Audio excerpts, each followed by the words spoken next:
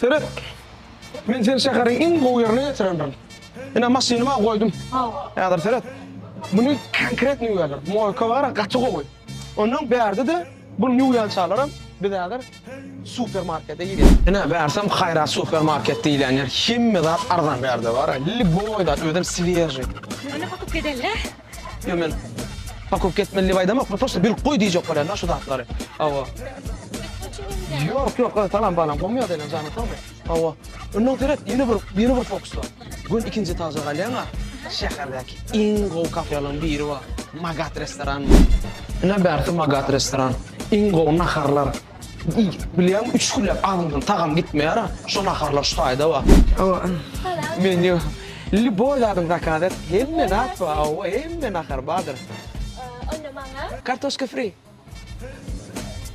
Et saat yiyen var mı? Yandan mı? Yok. Etten halan oğa. Hala yani. Halan oğa. Yöne kartoşka free kaptanından mayonez ketçup koyar. Barsadıra. İçme için arası değil, başkalar alaymalık da. Yok, sen onun içine geliyakça şu çöreci ye. Çöreci?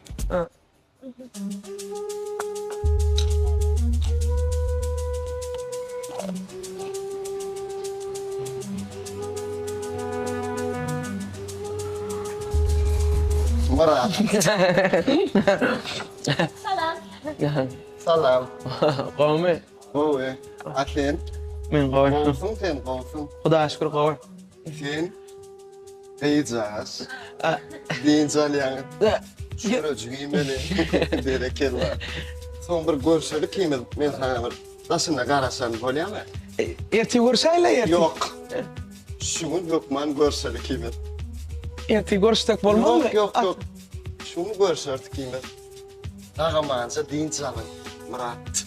Bereketler. Arkan deyince alın. O restorana beri. Oğlan bulan. Tatlı oğlan. Köyde hemen o deyip örtüm var. Hemen bitmeyen o var yatmanı. Daş ne olarak.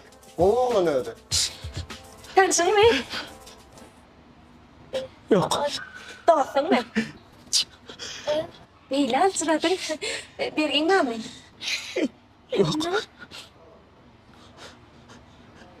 Üydəkin ağası